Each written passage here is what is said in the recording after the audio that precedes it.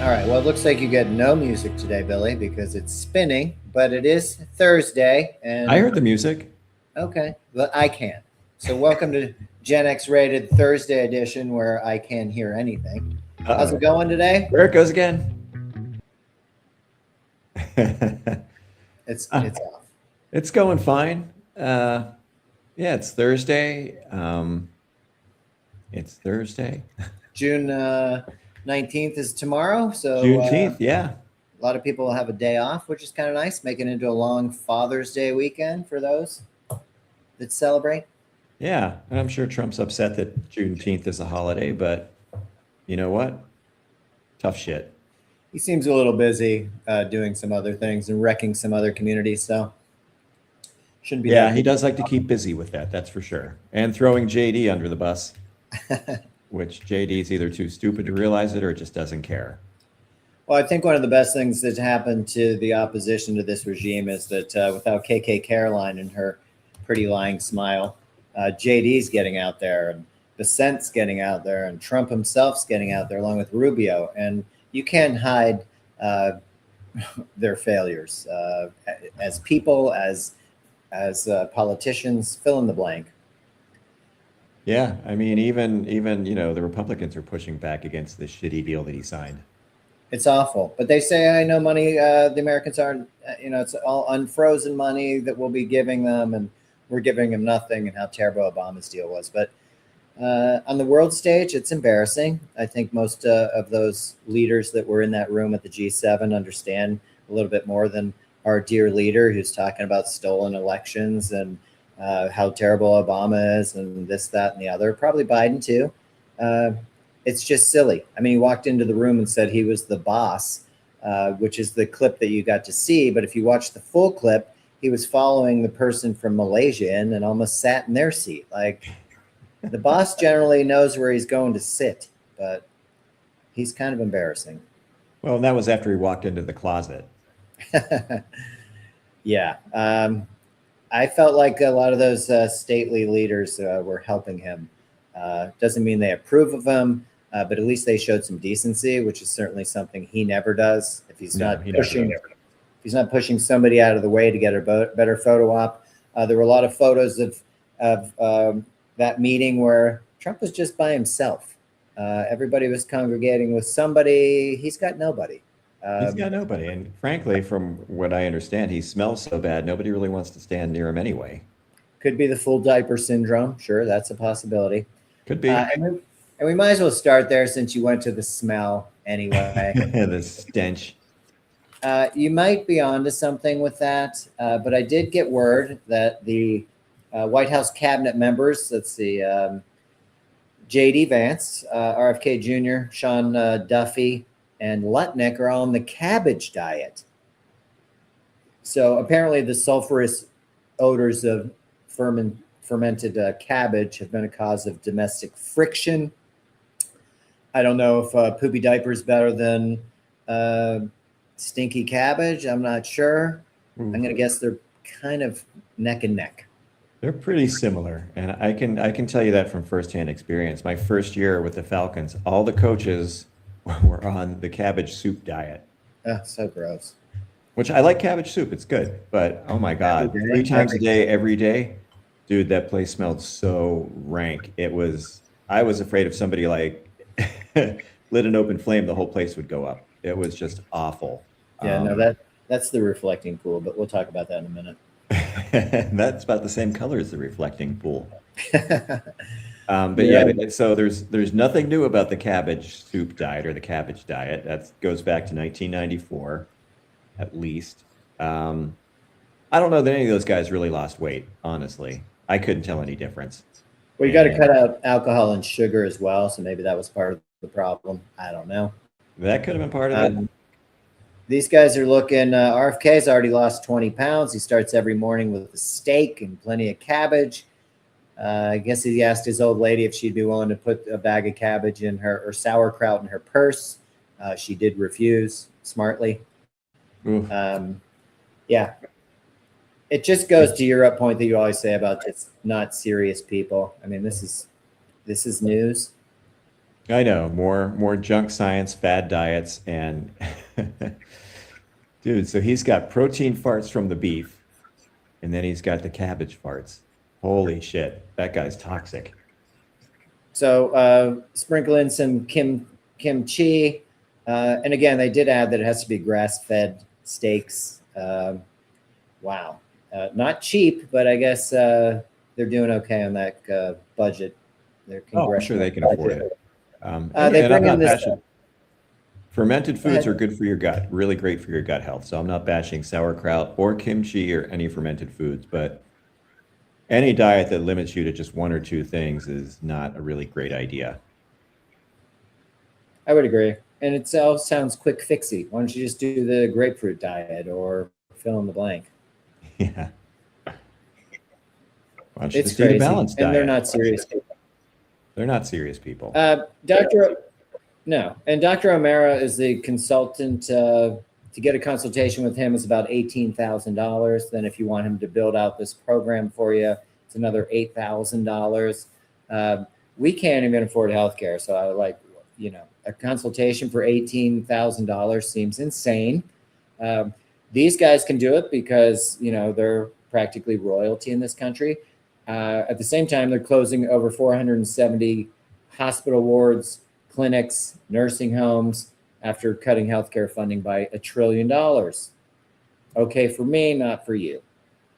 Oh, yeah. Proving once again, these people do not give a fuck about the American public. No, and to make it even harder for those that might be on Medicaid, the new Medicaid work requirement will come into effect January 1st of 2027. To qualify now for Medicaid, you're now required to work 80 hours a month. No exemptions. You can file some paperwork to try and get an exemption, but we saw this with retiring NFL players that actually have disabilities. They're not going to fund you either way. Keep trying, keep submitting, Oh, yeah. keep going to the doctor, but we're going to string you along until either you have some kind of PTSD or some kind of CTE, or do the right thing. This isn't the Roman times. No. Again, these people don't care, and they're cutting the social safety net. I mean, they're going to cut Social Security, they're going to cut Medicare, Medicaid, rural hospitals shutting down. I mean, it's just everywhere you turn, it's a big fuck you to anybody who's not in their club. Yeah. To that point, we're back to the ballroom, and we're going to make everything about national security, obviously. So the ballroom needs funding. It wasn't going to come from us, so they said. But they're quietly shifting $352 million in federal funds for the ballroom out of the Secret Service budget. That's not a private donation. The Secret Service, part of this big, beautiful bill, was $352 million to the Secret Service for personnel, training facilities, technology, and related costs, not construction. But under the guise of security, because drone-proof roof and 9 stories of bunker, national security for a dozen people, or at least one. Just one, the only one that counts. But correct me if I'm wrong, isn't Congress supposed to sign off on these kind of expenditures? Yeah. Do we have a Congress? Because the old ball coach down in Alabama said, hey, let these two do it. Why do we need to chime in? They're doing a great job. JD Vance, super smart. Trump, super smart. If the guys in Congress don't want to have any participation in the political process, how can you force them to? I don't know, something called the Constitution that apparently nobody really pays attention to anymore. It's a bit of an ass wiping paper for some. They're too busy going after, I'm sure you saw on Pride Night, the 3 giant pitchers that decided to put some rainbow Bible scripture on their hats because it had a rainbow on it. And that just wasn't their thing. They're awfully religious, and it just didn't fit their narrative of what Jesus wanted. So they put these scripture on the hat, and there were complaints. Definitely in San Francisco, there was pushback. You have one night out of 162 games that they do for this group for Pride. And if you don't want to wear the hat, you can wear your regular Giants hat. Nobody says you got to wear a rainbow hat. There's nothing else that shows anything other than the rainbow on the hat that you don't have to wear. So to put that hat on and then put scripture on seems very self-serving. They said it's not about bigotry. It's about pride in their beliefs. You have 161 games. You can put any scripture you want. Put it on your back, put it on your front, put it on your cleats, whatever. This is one night, not a night for you to interject. Everybody can have their night without you stamping on it because you don't believe this or you don't believe that. Yeah, these guys are such fucking hypocrites. I mean, correct me if I'm wrong again. I'm, not of the Christian faith, but I think that, the teachings of Christ make a lot of sense. But I think one of the things he said was, do your praying in private. Don't get out there. Don't go around parading Bible verses, and maybe be tolerant to other people, especially a group that is really having a hard time now in this current climate. Oh my God, yeah. And I saw there was a minor league team I think in the Atlantic League, the Independent League, that had to cancel their Pride Night game because a bunch of the players refused to wear the Pride jersey. But they are going to go ahead and have the event anyway, so the community can come and, just enjoy the evening anyway, and, forget watching some shitty baseball played by a bunch of bigots. Yeah. Who are never probably going to make the majors anyway. I was going to say, I bet they're not doing a service to the big league team that probably doesn't want this kind of grief and headache. Hey, you make a choice and that's fine. You can be a lifelong minor leaguer, or you can go find a job that you're not catered to so much and maybe make less money. Well, I'm guessing if you're in the A-level independent league, you're not making a whole lot of money, and you're not affiliated with a major league team. So okay, you're looking at a pretty steep climb up just to get to the AAA level. But, maybe concentrate more on baseball, unless I'm being such a dick. How about that? Yeah, good luck with that, because I don't know. We saw ball players at the big league level. Generally, they're well taken care of in the visiting locker room. We know that much anyway. Mm-hmm. And they're pretty generous tippers for the most part. You've got food being brought in, you get your cleats done, you get your stuff hung up. You're dealing with all kinds of different people.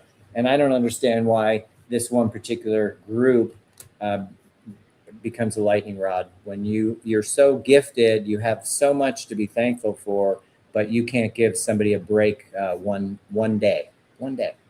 Yeah, one day. And honestly, what do you care who somebody sleeps with or who somebody loves? What is it to you? Well, we're, that comes to the argument of we're a Christian nation and we were formed as a Christian nation. And none of that stuff is actually true. It's just what people like to. There was definitely a built-in separation between church and state. That was pretty explicit. But, this new breed of evangelical Christianity is just running amok. And I think some of these people like it because it caters to their bent towards authoritarianism. They like being pushed around and told what to do. They like to have somebody that they can kick down at, punch down at, makes them feel very superior, because we're chosen. And I mean, it's just a toxic brand of Christianity. I don't think you can even really call it a Christianity thing. It's more about, their version of Christ is very different from the version that I think most people of the Christian faith would agree is the guy who they called the Prince of Peace, a dark-skinned Semite from, with Jewish background who preached, don't be an asshole. Don't let money be your guide. Take care of people. Look out for widows and children and welcome the stranger. And all of that stuff that these people just take a complete 180 from. They think of Christ as some avenging figure. And you're thinking of his dad, the Old Testament guy that wanted to be constantly worshipped and praised and, advocated stoning people that wore a hat on, the wrong day of the week, or that didn't wear matching fabrics. That's somewhere in the Bible that you should be stoned to death. So, I mean, there's a lot of weird shit in there. But anyway, I don't want to go off on a tangent, but this brand of Christianity is just hateful authoritarianism. It's off-putting, and it really doesn't follow the practices of Christ. And I know very little, but I do know the basics. Like Mhm. you said, don't be a dick. Don't be a dick. And then moving on to more pressing things, I guess. The reflecting pool's back. Um, they added so much hydrogen peroxide and bleach and other chemicals that they're fearful that it's a fire hazard. Um, it could release all kinds of chlorine gas all over the mall. Holy shit. I mean, also hydrogen peroxide is a paint remover. So we're finding that the paint job is coming up in giant clumps. I mean, this is just the worst. So an internal email came out elevating the reflecting pool algae crisis to a regional and national priority. So they're seeking Fed workers for 12-hour shifts of scrubbing after spending $14 billion to make this thing beautiful. This is what you get. You get something that may catch on fire, could sicken you through chlorine gas, and we need federal workers for 12-hour shifts of scrubbing. It's What if we insane. just bring in the ice thugs and let them do it? Let them take out all that frustration and anger. You brought in the National Guard to pick up waste in the parks. We did that. They picked up trash. They raked leaves. I mean, yeah, why not? But the point is, it's a ridiculous expense that really wasn't necessary. It was completely unnecessary, but that's Trump, man. He just fixates on something and then fucks it up, spends a ton of cash, and now it's up to somebody else to unfuck it at a giant cost again. Dude, you remember, I think in high school, you could always tell the swimmers, or at least the blonde-haired ones, because their hair was like tinted green from being in the chlorine all the time. That's true. Well, I wouldn't say it's the best thing for you, but I don't know. I mean, one guy's idea turned this into a giant debacle, and I feel like we just don't have the disposable cash to be messing up things like this. $352 million on the ballroom, 14 million and counting on the reflecting pool. Again, none of this really affects your gas bill, your electric bill, your grocery costs. Your health care. I mean, and Trump did on the grand G7 meeting talk about affordability made up by the Democrats. I mean, you just sound like a fool on the world stage. They don't even know what you're talking about. Everybody knows the word affordability. People know you didn't invent groceries. They have a better grasp on what groceries are. You just sound foolish and very small. yeah, sound foolish, look foolish. I mean, at one point he walked away and Chrome had to call him back.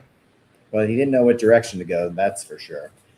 And Yeah, it's obscene if you think about it. Really, the amount of money that's being pissed away now there's 300. Is it 300 billion going to Iran? up to 340 billion, yes. Yeah, for this little excursion, this little day trip that we started months ago that actually accomplished nothing except killing thousands of people, spending all this money to get a deal worse than the one that Obama had, which was already in place, but Trump's still bashing that one. Sure. And And the let's good talk. news is he can shift all the blame to JD. And let's talk the other day at also the G7 where he talked about, hey, they were fine bombing them. It cost $250 million the other night to bomb the crap out of them. $250 million in just one night's excursion. I feel like that's money we could use. I also feel, without saying the quiet part out loud, that you're burning through your munitions. I mean, there's no hiding that. You can talk all you want. You have them all over the world. You can follow Hegseth till the end of the earth, but you're wasting munitions on a lost cause. Essentially, you're not winning. You're not winning. And it was all unnecessary. Yeah, pretty much. He wants to. He's got that complex where he just wants to be known as the most powerful thing ever. If that means using the N word, he doesn't care. And I don't mean the derogatory one. He doesn't care about that either. But my point being, anything to be the biggest man in the room. And he just doesn't put much thought into it. It's just all about his whims and whatever he's thinking at the time. And we know that he's not right. So it's dangerous for all of us. It's very dangerous. I mean, he is clearly not in his right mind. And, he's always been a toxic personality. He's always been a toxic narcissist. There's nobody that exists in his world except for him. And, we're all paying the price now. Yeah, it's a lot. And as these things go up, I saw this. Let me just put this up real quick. An interesting stat. They did a poll of those that our national debt, by the way, is at $39 trillion, just to throw that in there because we're so conscious of it, or not. But American wealth by generations, the boomers have about $83 trillion. So they have half the pie. Gen X has about $42 trillion. That would be about a quarter. The millennials and Gen Z are at about 17 trillion, which is maybe an eighth. And then the silent generation, that aren't giving to these boomers to increase their wealth, have about an eighth. They're at about 20 trillion as well. So the silent generation, oldest, is right there with the millennials and Gen Z, the youngest, which seems to make no sense. The reason I bring that up is because these boomers in this poll, 89% of senior citizens support raising taxes on younger workers so that they can maintain their benefits. The median primary voter age in this poll was 65 years old. So that is your boomer. You have the biggest piece of the pie. You can see that the younger generation has the least, and you still want them taxed more so you can maintain the lifestyle that you're accustomed to. Maybe you didn't spend your money wisely. Maybe you're pissing away your money. Why are you asking these younger workers to pay even more for money they're probably not going to get back at the end of the day that you don't even care about? Yeah, because they can, because somebody's got to pay, because we're the boomers, we're the me generation. And God forbid we should have to cut back or downsize or downscale and not live the life that we deserve. And again, if I'm not mistaken, the silent generation would be the boomers' parents. Yes. So they don't give a fuck about them either. And here's the thing, the silent generation, these were the people that lived through the Depression. And I don't think there's very many of them left. They fought World War II, or maybe they came around just right after World War II when the American economy was, you had all the returning servicemen, you had a lot of unemployment. The American economy took a hit in 45 and 46. But again, these are the people that scrimped and saved. Their kids, the boomers, got free college. They got new schools. They got new textbooks. They got the best of everything. They got to live through peace, drugs, and rock and roll, man. We got Just Say No. They got free love. They got, we got AIDS. They got Woodstock. They got all the best concerts in the 70s. They got everything, man. Free college, free love, free drugs. Do what you feel. They got married. More. They had our generation, and they all got divorced and started swinging and swapping. And again, they did whatever the fuck they wanted to. They ran amok in the 80s on Wall Street.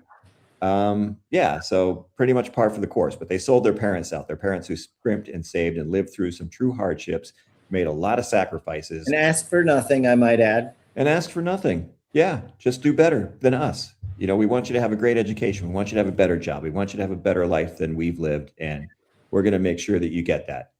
And they're just, I'm not going to, I'm not looking to put a mark on every boomer, but just as a generation, your reputation sucks. Yeah, gluttony really comes to mind when I see these groups and these numbers of what they want. At the same time, half of American households can't afford to cover their basic needs. If you add the cost of living were to increase even $1,000 a month, you could add 3 million more people to that list of those that can't cover their basic needs. So you'll see articles debating whether to eat that third meal of the day. Maybe we wait on medication, et cetera. We got to make some choices because we're trying to save and scrimp. And these people are saying, maybe you should pay some more taxes, young man. Yeah. And again, this is happening in the wealthiest country in the world where we have, more billionaires than we've ever had before. We're pissing away money on a lot of fucking bullshit. And people are making these kind of decisions. And boomers, again, are among that. People deciding whether to take their medication or eat. And you mentioned billionaires. Their worth just hit a record high of $9 trillion. So they're doing okay. I think they're going to have the health care. I think they can get a consult with Dr. O'Mara if they want to. 18,000, it's spit in the ocean. It wasn't too long ago where Mike Johnson felt like he needed to give us a lecture on why people in Congress aren't making enough money, right? That $174,000, it's just not enough. You want the best people, then you need to pay, which is his way of saying insider trading. $174,000 a year, plus perks, plus your pension, plus gold-plated healthcare for eternity, and plus the inside information. Yeah, license to steal, basically. He said they were starving. Yeah, I don't think those guys know what starving means. I really, what a fucking jerk off. Seriously, that guy. I mean, at the same time, 770,000 children have lost their SNAP benefits due to the Trump budget cuts. That would equal starving, not Mike Johnson saying, hey, we won't get the best people if we don't start paying and letting people, insider trade, essentially. Yeah, I mean, how are these kids supposed to grow and develop and learn when they're starving? I mean, the brain needs fuel. You need energy. You need food. You have to eat to grow. They just don't give a fuck. Now, they're all in on abortion, anti-abortion, but once that kid is out, they don't care. That's your problem. And again, I think maybe the only better gig than being an elected representative now is maybe being on Kash Patel's special squad in the FBI, where you're getting that $8,000 bonus on top of your paycheck every couple of weeks. What do you have to do to get that? Whatever Kash says. I think that's like his little hit squad, carrying out special assignments. But they were getting like an $8,000 bonus on top of that paycheck every week. Some of them were getting like 40 grand a month on top of their salary. And so it's being investigated now. Jamie Raskin has exposed this little another Kash Patel scam. So we'll see. So he's been called to account for all of the expenditures in his budget. But that sounds like a pretty good gig. Yeah, you'd still have to work with Kash. So that might be a deal breaker. He never shows up. He probably just sends you a text or an email and tells you what to do, and you go do it. You probably never even see the guy. Or don't do it, and you'll still get paid because he doesn't. Probably, yeah, he doesn't know. I did want to point out that, while some people aren't able to cover the cost of living, we now have Bank of America that's charging low-income customers $12 a month unless you can maintain $1,500 in your checking account, or a monthly direct deposit of at least $250, and then we won't charge you the $12. I do want to point out that Bank of America in this last quarter had a $2.4 billion profit. Is it off these kind of fees? Probably. But how much is enough? And $12 is a lot. I know that I've gotten dormant fees before on like a custodial account, and they'll charge you like $3 to process a statement every month, which you don't find out for 6 months. So it's $20. That's still a good chunk of a very small account. Now you're taking people that don't even have $1,500 in their checking account, and you want to ding them every month for $12 just for not fitting into your class.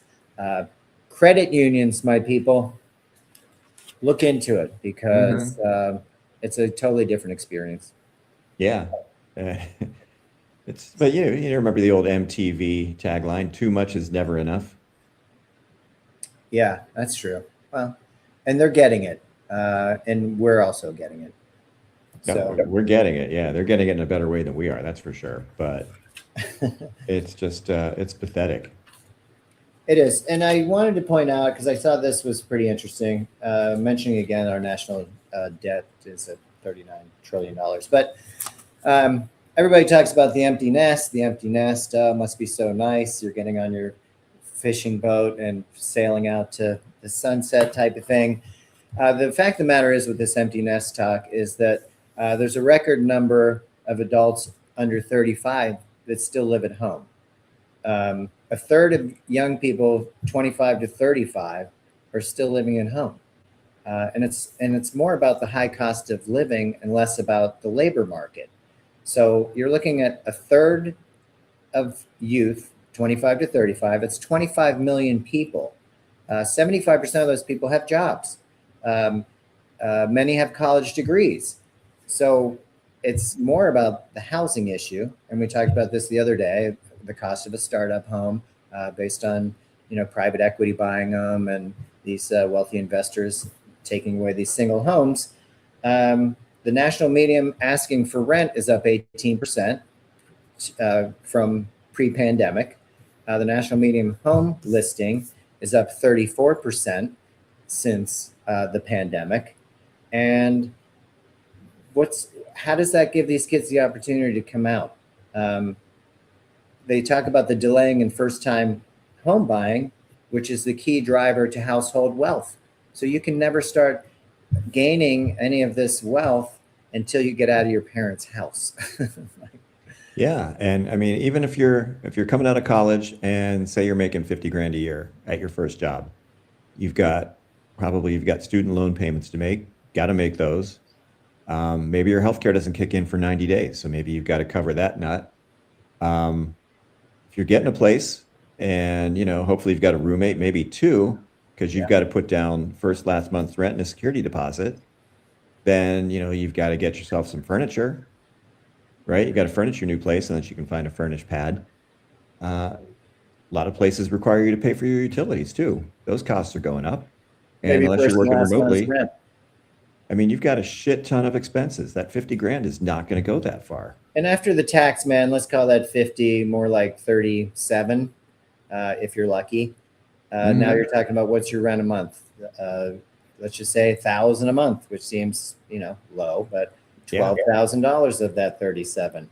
Now I maybe have a car payment if I have a car, gas, utilities, as you said, healthcare. You, at least under Obamacare or the Affordable Care Act, you had to have healthcare, which made sure that everybody had healthcare. Now it's just, why bother? Who's doing it? I'm not spending on that. It covered 12 essential services too. Everything was baked into the plans, and they got rid of that too. Of course.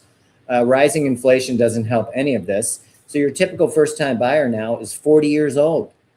We're not starting early. You're not compounding any interest when you don't have any money to save. Now, the money being saved by living at home is only helping you live. You're not socking this away and all of a sudden you're going to come out and buy $1 million home. It's just not realistic. And it also affects the empty nesters. Now, all of a sudden, you're delaying your retirement because you still have responsibility under your roof. You're not going to be downsizing into a smaller house because you're still taking care of your kids, or at least supporting them as far as housing. And then maybe your savings is going away too. I mean, this is not a win for anybody. And you think there's really 25 to 35-year-olds want to be at home? Because they don't. Yeah, I mean, they want to start their lives. And, under the Biden administration, maybe they had a chance because, there was going to be student loan forgiveness, and maybe we would have seen some changes in the healthcare system. But this is just doubling down on the cruelty. That nest is not empty, by the way. That's Gordon Ramsay. There isn't. Gordon Ramsay just hanging out. Just hanging out. I just thought it was kind of interesting because, everybody's dealing with their own thing. You think it's, we were kind of raised that you go to college, you get a degree, you get in the workforce, and you do this process again. You try and make things better for your kids so they have a leg up and they'll do better than you do, much like the silent generation wanted the boomers to do better. That's kind of fallen by the wayside. These boomers never left their chairman of the board jobs anyway. They are not educating anybody to take the jobs that they had. And that they got their start by somebody giving them an opportunity. Mentoring, dealing with them, having to learn on the fly type of thing. Care, empathy, all this stuff that we just kind of moved on to dollars make it feel better. Oh, yeah. And again, they came up at a very different time when you weren't coming out of college with, a huge debt, as we did too. We didn't have a huge debt. We were, a pretty fortunate generation. I would agree. And again, I'm not saying every individual boomer is like that, but not at all. As a generation, you guys have pretty much earned that reputation. 89% of senior citizens want to raise taxes on the younger generation. Right. That's terrible. I wanted to quickly go through a couple things. We talked about Brooke Rollins the other day and made kind of light of her with her Homeland Security with the screw worm that we would use drones and then put AI on it, whatever that means. And then Whatever. Yeah. under closer scrutiny, people started talking about, first they're watching for pests, then they're watching your property, then they're watching your family, then they're watching you.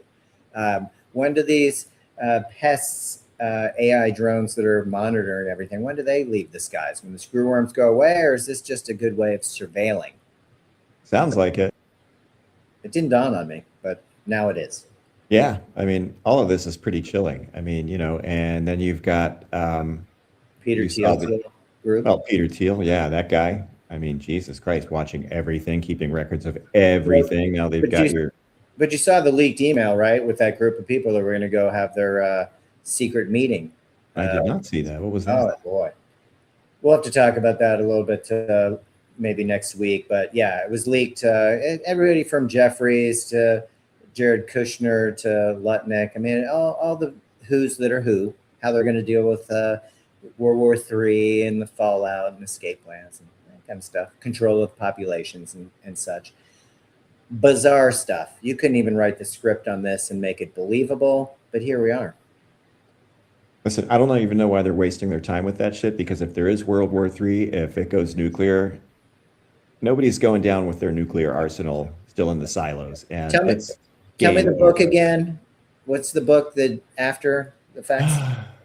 It was called, I think, Nuclear Attack, Nuclear Doomsday or something. I don't know. It's absolutely chilling, though.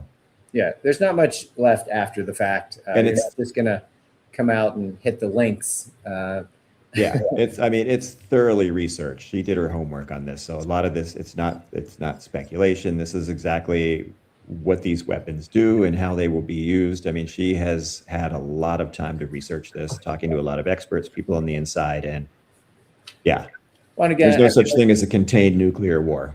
No, and the planet's not that big, so it's not that big, and it's going to be destroyed. It's going to be uninhabitable for a long, long time. Yeah. So, and again, it just shows these guys are all in the same club at the end of the day. Well, maybe you're behind, and they're actually going to launch to the moon. You don't know. Well, that construction project better get to work pretty quickly, because I don't think there's a whole lot going on up there. Maybe make it a Mars, because Mars has a bunch of water underneath the surface. Great. I did see Martian, so I'm feeling pretty confident. Yeah, we'll just science our way out of this. That's right. Yeah, horrifying and just a giant waste of time. I don't know why. I don't know why. I guess that's what you do. They're not serious people. Yes, I guess that's what you do when you're not serious people. You have that kind of time and money to do whatever the heck you want. I want to jump to this because I talked it up the other day. Maybe it was a little premature. Maybe it was my Gen X excitement for the apple pie. But I did a little bit more digging. The original apple pie was made at a store in California. That is where one of the places you can still get it fried. The other is in Hawaii. So if you want to make the trip, you can still get your fried apple pie. But I do want you to know that it does have 30 ingredients, some of which are toxic. I did mention 5 different apples. That sounded great. I didn't know about the 25 other ingredients that might be toxic. But there's a dough conditioner called L-cysteine, and it's derived from human hair and animal feathers. So essentially, in the dough, you're going to have human hair, hog hair, and poultry feathers. I don't know. Fried, it's not terrible, but like, I don't know that I'm going to be eating it. The UK did stop allowing that dough conditioner in 2018, 2026, and we're still eating hog hair. I don't know. I don't feel good about it. I wouldn't eat that. And God only knows what's in that filling. Well, 5 apples, but I don't know about the other toxic stuff. But very disappointing. Went from a real yay to a boo for me because, come on, man. Seriously, you can't do anything better? I mean, if you're deep frying it, any kind of dough is going to work. I don't know why you have to use this certain chemical to make it nasty. Delicious hog hair. Well, probably because it saves a few pennies somewhere along the line, and the shareholders will appreciate that. Yeah, thank goodness. Don't get me started on the shareholders because they should be paying for updates to these utility plants, et cetera, that they're going to try and push into our bill. I know in Missouri that it's going to be on the ballot, and we'll talk more about that as we get closer to it, because this is a bipartisan issue that everybody can stand behind, as far as why should my water bill go up 80% so the shareholders can do better that maybe own the stock in another state. You know what I mean? Yeah. You're not even suffering with me. But I digress for that now. I did want to jump to a happy ending because I know I got you on a late start here. This is Tillamook. These are Tillamook farmers, and I bought the cheese before. If I knew this prior, I would do nothing but buy their cheese and ice cream. So it's a creamery association that generated $1.2 billion a year in sales, while being owned by 80 to 110 dairy farming families in Oregon. They were founded in 1909, this co-op. They've never sold out to private equity. All the profits are returned directly to the farm owners. They do sell an amazing cheese and ice cream. I'm all in. Oh, yeah. I've had both. They're both good. I mean, if you can support local farmers that aren't willing to sell out, that are still going by the process from 1909, I feel pretty good about it. And I would pay, 20 or 40 cents more for their product over the store product just to support what they're doing. Oh, yeah, absolutely. And those are, again, real farmers as opposed to wealthy Manhattanites who get that sweet, sweet farm subsidy because maybe they have a pet goat or a chicken.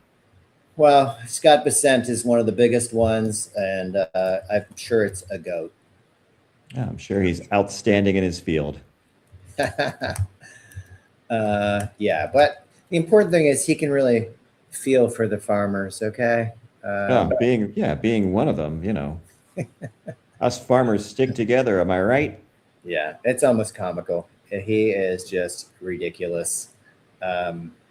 I don't know. I've never seen him in overalls, though maybe he wears it in his spare time. But it did seem kind of offensive to tell the farmers that you feel their pain when you're, do you really? I mean, give me a break. Yeah. It's just stupid. I mean, our good friend of the show, Vern, grew up on a farm, and, just the tales he told of, baling hay and throwing it up into the top level of the barn, and just, farming is a lot of hard work. And long they're hours. And they're pretty much the lifeblood to us surviving as a nation. I mean, got to eat. You got to eat. So I thought that was kind of insane and somewhat offensive, but seeing this kind of co-op makes me think that there is hope, and there is respect for what these farmers do, other than just trying to get a tax break, etc. Yeah, there needs to be. I don't know if you had a happy ending. Well, the Buccos got a big win last night. Big victory. They are one game over 500 again. You go 2 or 3 games under 500, then you got to win 2 or 3 straight just to get to 500. It's a slippery slope for these guys. They are still missing Griffin, though apparently Connor Griffin could DH.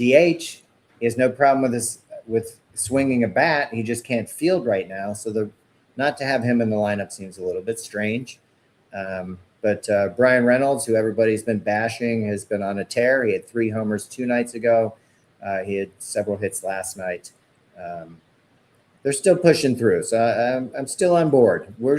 As we said, we're looking to get into mid-July maybe for Steeler camp. Keep it interesting. Pirates, please. Yeah, that would be great.